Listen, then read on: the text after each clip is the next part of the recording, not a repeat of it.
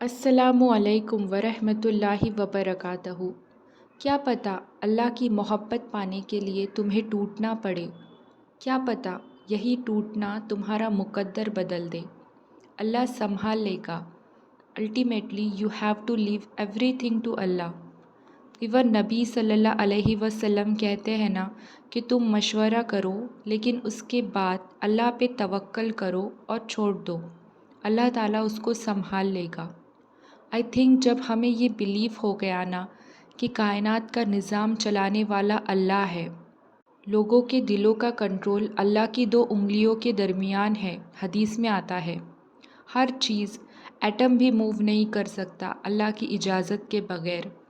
اللہ الوکیل ہے، جس کا مطلب ہے ڈسپوزل آف افیئرز۔ تمام افیئرز اللہ نے ڈسپوز آف کرنے ہیں۔ جو آپ کی زندگی میں ہو رہا ہے یہ آپ یقین رکھو، توکل رکھے، یہ اللہ کی اجازت سے ہو رہا ہے۔ اس کا ایک مقصد ہے، بس آپ نے یہ تلاش کرنا ہے۔ بجائے کہ اس غم کو سر پر چڑھانے کے، you just have to find out کہ یہ آیا کیوں ہے، یہ مجھے کیا سکھانا چاہتا ہے۔ کیا تم نے یہاں تک بھی آنے کا سوچا تھا؟ نہیں نا، وہ اللہ ہی ہے جو تمہیں یہاں تک لے آیا اور آگے بھی وہ اللہ ہی لے کر جائے گا۔ تمہیں دعا کی توفیق ملی ہے، باقی اللہ پہ چھوڑ دو، وہ ہر چیز سے واقف ہے، اس نے تمہیں بنایا ہے، صحیح وقت پر وہ تمہیں تمہاری منزل تک پہنچا دے گا۔ وہ اللہ جب انسانوں کے پاس اس کی تنہائیوں میں آتا ہے، جب یہ رو رہا ہوتا ہے، جب یہ گلے شکوے کر رہا ہوتا ہے کہ میرا کوئی نہیں ہے، مجھے کوئی نہیں سمجھ رہا، رب آتا ہے دلاسا دینے کہ اے بندے میں تیرے ساتھ ہوں، تجھے اور کیا چاہیے، ٹھکرا دیا تجھے لوگوں نے، کوئی بات نہیں، جب میں تیرے ساتھ ہوں تو تجھے ان مٹی کے پتلوں کی ضرورت ہی نہیں ہے۔ دنیا کی ساری چیزیں تو میرے قبضے قدرت میں ہیں، تجھے جو بھی چاہیے ہو وہ میں تجھے دوں گا، آج تک تو میں ہی تو دیتا رہا ہوں۔ چل آ، تھوڑا سا ٹائم مجھے دے، تھوڑا سا بھروسہ مجھ پہ کر کے دیکھ، میرے لیے جی کے دیکھ، وہ زندگی جو تجھے میں نے دی ہے، میں تجھے اندھیروں سے نکال کر روشنیوں میں ڈال دوں گا، کیونکہ میں ہی تیرا رب ہوں۔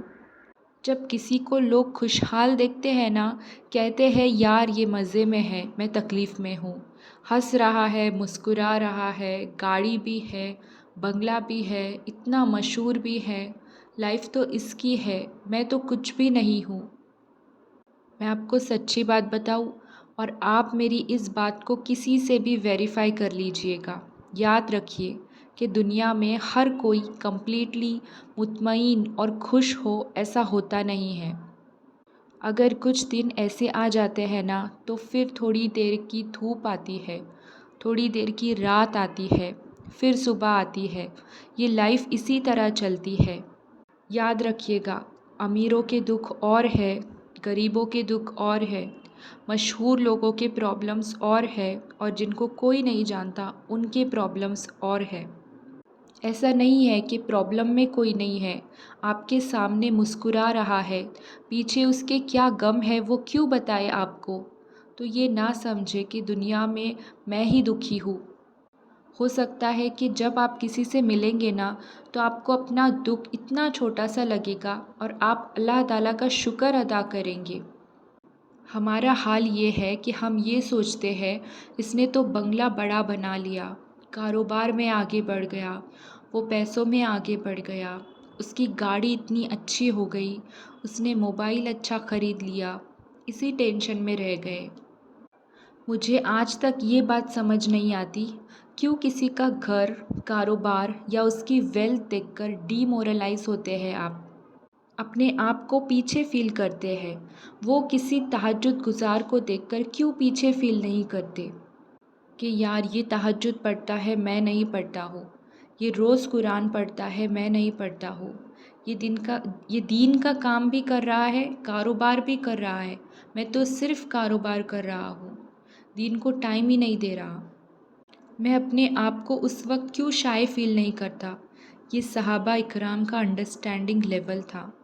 کہ جب بھی وہ کسی کو نیکیوں میں آگے بڑھتا دیکھتے وہ بھی چاہتے ہم بھی آگے بڑھیں.